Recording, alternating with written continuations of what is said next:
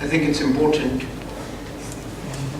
for us to share our views on such platforms. So therefore, this is a very timely initiative. Yesterday, I was in Antwerp for an India Global Business Summit.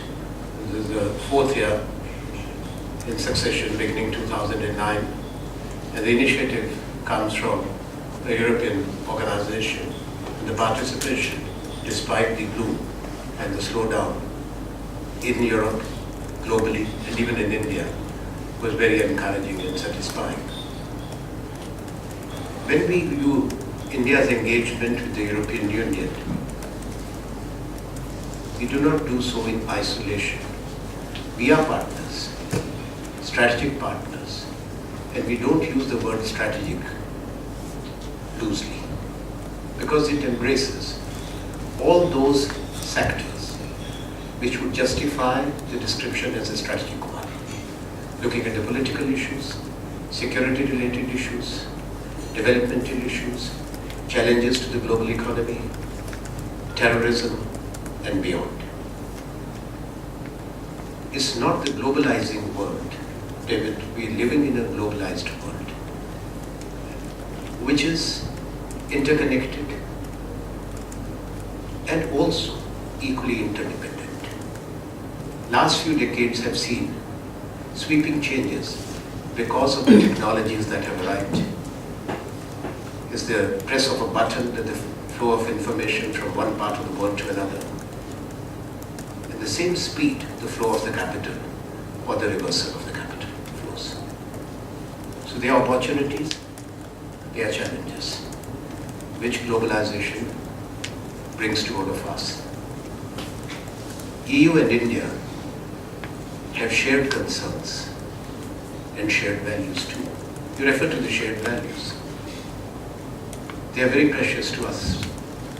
Democracy, human rights, freedom of expression, justice, secularism. We live in a society which is diverse, complex, multi-religious, multicultural, multilingual, multi-ethnic. And that's what we share with the EU.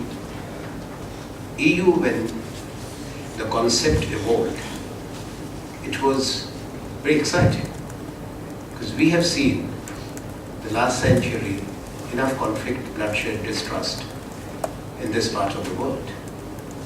And if Europe could show the way, coming together, forming one common market, coming up with a constitution, the Lisbon Treaty, having a parliament, and addressing issues which would be common for all Europeans, that gives enormous strength to any regional union. At the same time, we are mindful also of the fact that within the EU, you will have constraints, like we within one country have constraints when it comes to province, taking decisions on which you need every province on board, every provincial legislature on board. So these are the dynamics of unions which always come into play. But we have seen a very steady progress in our engagement with the EU. It has now reached a stage where we can definitely influence decisions and the course of events. You refer to the multilateral organizations that are working together there, be it the WTO, the UN, the IMF, and the World Bank. Yes, India is a member of all of these organizations, EU is, but so are the EU member states. When WTO negotiations come, it is the member states also who play equally a significant role. And same in the determination of the path when it comes to addressing critical challenges, the decisions which are taken in the multilateral forums. The individual member states play an equally important role. Therefore, an imperative for India to engage both with EU, for which we have great respect and admiration, but at the same time not lose the sight or the need to engage bilaterally. So EU, as such, like we have been engaged over the years to develop and consolidate this partnership.